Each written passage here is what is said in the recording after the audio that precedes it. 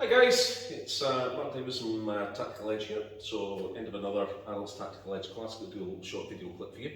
So the last video clip we did was on takedowns, on our basic white belt level takedowns, and we worked through head tilt and vertical head twist. So what we're going to do tonight is we're going to look at another very basic takedown. This is called a head under. Now, if you watched the last, if you watched the last clip, one of the things I said was that in Tactical Edge, takedowns are failure drills. So it's if I've struck this guy a few times, what I'm hoping is I'm going to knock him on his butt, so I'm able to escape. Okay, remember, self-defense, our goal is to seek safety. Okay, but rather than striking,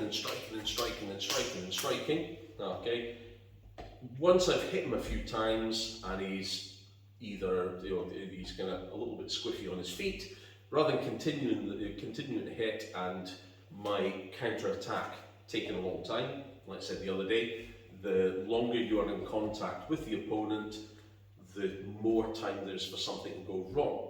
Okay, so once I've hit him a few times, if he hasn't gone south, I'm going to put him on the ground where I'm able to finish him off.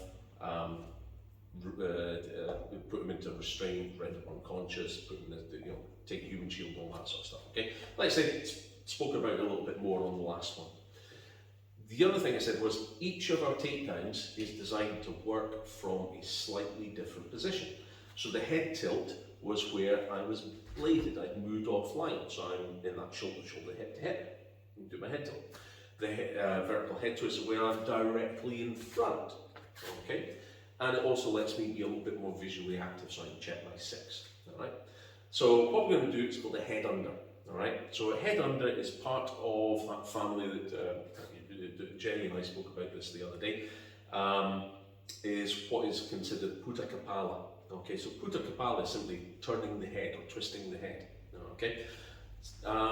So what we're going to do a head under very often is what people consider to be Puter Kepala. But Puter Kepala is a whole bunch of different things. So our vertical head twist is a Puter Kepala, and twisting his head. Okay, so we call it head under when we're doing this. So this is done from a frontal position when I have put the opponent in that bent forward position. So if I've hit him with a groin strike of some sort, or nailed him in the liver, and that head's come forward and the butt has evacuated, he's in a position where I can float into a head under if I need to. Okay, so I'm going to grab a mic and we'll get into this. So back in a minute. Okay, so I've got Mr. Duff here again with me to assist me, and let's just get straight into it. So our head under, there's a few things I like to tweak when I'm doing this technique that is a little bit different from sometimes you see other people doing. Okay, and I've got a few good reasons for the way that we do this as well. Once again, I'm not going to go into the finer points of the technique. This is just a broad brush strokes on this. Okay, so on this one, if you imagine, I've got Mike buckled forwards. Okay, so he's attacked, I've stopped him hitting me and stuff, and boom, I've got him buckled forwards. Okay. So, very quick and easy. So the way this works, the way head under works is, hand is going to come up to the back of the neck here, okay?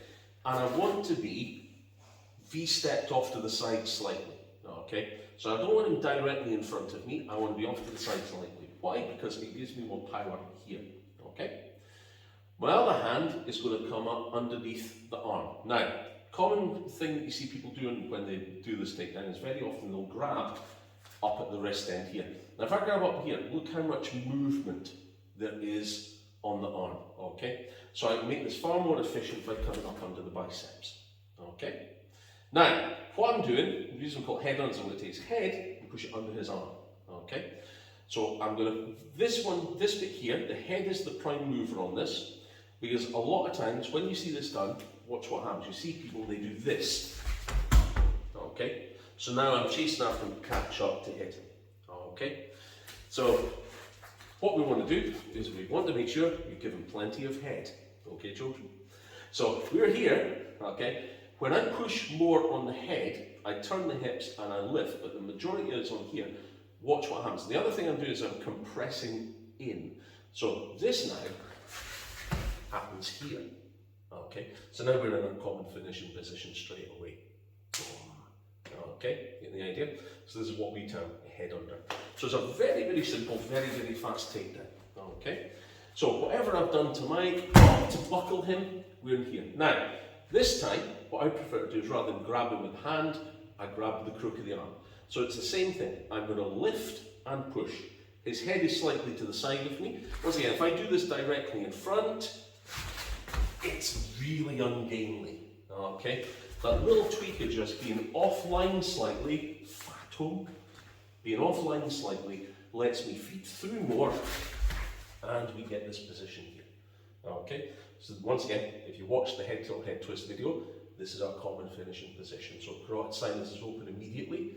Okay, but don't forget, when I spread this, my elbow is on his temple, his jaw, or his neck.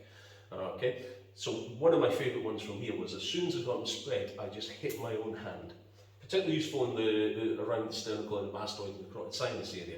Hit my own hand, it's like hitting a centre punch with a hammer. Okay, so it means I don't have to lift my hand off and I can still get a really nasty strike in there. Remember, it's hit and run, so I'm going to hit, displace, and leg it. Okay, bravely run away. Alright, so this is our head under. So once again, whatever's happened, I've hit him with whatever he's buckled. So I'm slightly to the side, lift and push, and spread this open.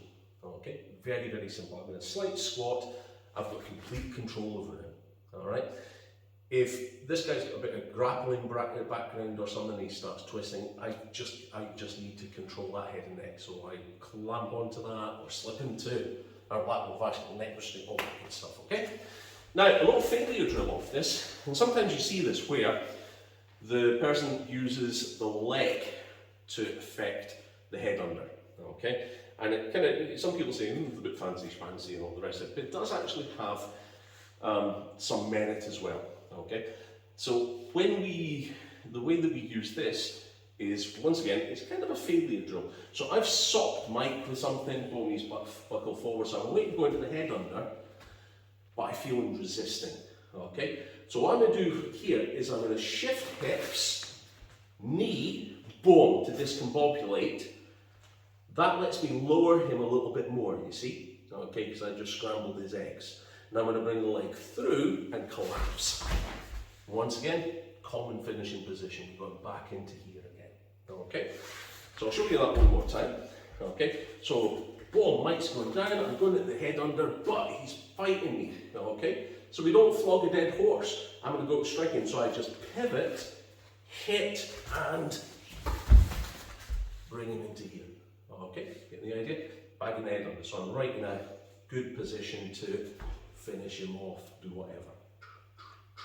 Okay, so head under. So last day we did zone off the side. Watch this way a little bit, man. Did our head tilt.